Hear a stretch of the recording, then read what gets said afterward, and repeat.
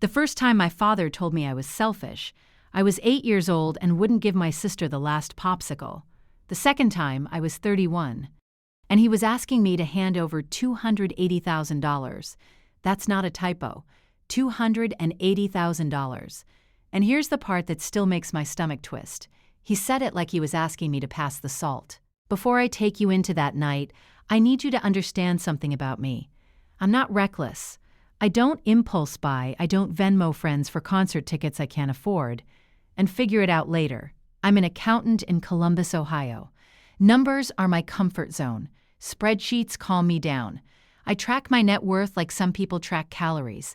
I've been building my financial life brick by brick since I was 22. So when my dad, Gerald Dawson, called a family meeting 3 Saturdays ago and told me Belle's business was drowning and I needed to step in because family takes care of family, I didn't panic. I calculated. The drive from Columbus to Millfield is about 2 hours if you don't get stuck behind farm equipment. I had plenty of time to think about what kind of emergency would make my dad use that clipped, serious voice he usually reserves for supplier disputes. Dawson & Son Hardware sits under my parents' apartment on Main Street. There is no son, just me and Belle. Dad always said the name was future planning. I stopped asking what that meant around age 14. Growing up, the roles were clear. I was the responsible one. Belle was the delicate one. I learned how to reconcile receipts at 16. Belle learned how to curate Instagram aesthetics at 19.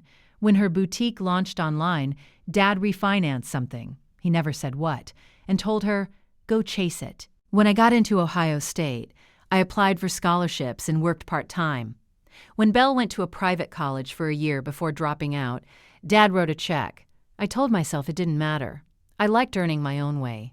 It made everything feel solid. So when I walked into that kitchen and saw my parents sitting stiffly at the table, no food, no small talk, I braced myself. Belle's business is in serious trouble, Dad said. How serious? I asked. She owes about $280. I blinked. $280,000? Mom stared at her hands. Dad leaned forward. You've done well. You've saved. You're not married. No kids. You can absorb it. Like it was a spill on the counter. I'm saving for a house, I said slowly. A house can wait, he replied. Your sister can't. I remember the exact hum of the refrigerator behind him, the tick of the wall clock. Belle wasn't even there. Convenient? And if I say no? I asked. Dad didn't hesitate. Then you're not acting like our daughter. There it was, the emotional invoice. I felt something inside me go very still. Not angry, not hysterical, just clear. Then I guess I'm not, I said. I drove home in silence, and somewhere around mile marker 92, something started itching at my brain. The number, 280,000. It wasn't rounded. It wasn't around 300. It was specific. My dad doesn't throw around specific numbers unless he's stared at them for a while. When I got home, I didn't pour wine, I didn't cry. I opened my laptop. 3 months earlier, my mortgage pre-approval had stalled over credit inconsistencies. I'd blamed bureaucracy. Now I wasn't so sure. I pulled my credit report, and I swear to you, I felt my pulse in my ears. My score wasn't the 760 I'd worked for. It was 502. I refreshed the page. 502. There were 3 credit cards I didn't recognize. A personal loan for $95,000, another for $60,000. A vehicle loan for $48,000. Total outstanding, $287,413. My name, my social security number, addresses tied to Millfield. I didn't sleep that night. I pulled reports from all 3 bureaus. Same pattern. Accounts opened 3 years ago. Mail redirected to a P.O. box in Millfield. 3 years. 3 years of statements I never saw.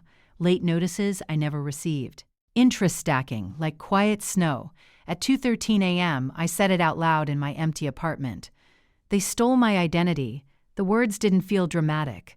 They felt clinical, like a diagnosis. I called Nora the next morning. She works in forensic accounting. When I finished explaining, she didn't gasp. She said very calmly, "You need a lawyer." By Monday afternoon, I was sitting in Russell Kemp's office in Columbus. He had the posture of someone who's seen everything and isn't surprised by much. He flipped through the documents.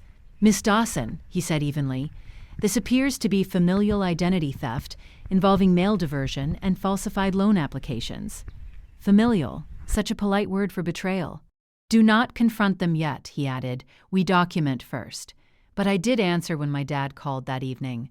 "You've had time to think," he said. "Yes," I replied. "Have you?" Silence. "Dad," I said carefully, "why is there a $48,000 car loan in my name?" Another pause. Longer. "We were going to fix it," he said finally. "We. Did you open accounts under my name?" I asked. "We borrowed against your credit," he corrected. "Borrowed. Like my identity was a lawnmower. You rerouted my mail. That was temporary. You forged my signature." He didn't deny it. Instead, he said, "If you go nuclear on this, you'll tear this family apart." I remember gripping my kitchen counter so hard my knuckles went white. "You tore it apart 3 years ago," I said quietly. The next 7 days were ugly. Mom showed up at my apartment with banana bread. Belle sent long texts about how she didn't know the details. Aunt Colleen called to say I was being dramatic. A group text exploded with relatives reminding me about family loyalty. And every single one of them was working off the version where I was refusing to help Belle voluntarily, not the version where my credit had already been used as collateral without consent. On day 5, Russell filed everything: FTC identity theft report, credit freezes, police report, FBI complaint. My hands didn't shake when I signed. They shook later, in the shower, where no one could see. 2 weeks after filing, creditors began flagging the accounts as fraudulent. One by one, balances were suspended pending investigation. The car, the one I'd never driven, turned out to be sitting in Belle's apartment complex in Athens, registered to me.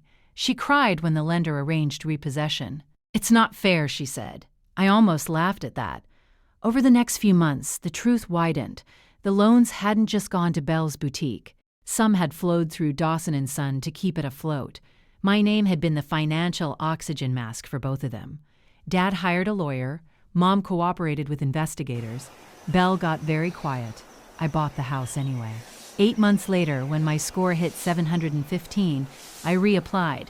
I stood in a title office in Westerville and signed my name, my real signature, on mortgage papers that belonged to me. The first night in that house, I sat on the living room floor with a takeout container and just breathed. No collectors, no hidden accounts, no P.O. box siphoning off my life. Just quiet. People keep asking me if I regret reporting them. Here's the honest answer. I regret that they put me in a position where I had to choose between my future and their comfort. I don't regret choosing myself. Dad and I don't speak. Mom writes letters from therapy now. Careful, measured ones. Belle works retail and drives a used Honda she financed herself. The family didn't implode. It rearranged. Uncle Roy still calls. Aunt Colleen stopped forwarding guilt. And me? I drink coffee on my own porch and check my credit score once a month, not because I'm afraid, but because I can. If you're listening to this and something in your chest feels tight, if someone in your life is calling control, love, or theft family duty, I need you to hear me. Your name is not a community resource. Your boundaries are not betrayal. And choosing yourself doesn't make you heartless. It makes you honest. If this story resonated with you, subscribe to Her Untold Revenge. There are more stories like this. Stories about women who stopped paying for other people's choices and started reclaiming their own names. And share this with someone who needs the reminder. Because sometimes the bravest thing you can say isn't, "I forgive you." It's, "No,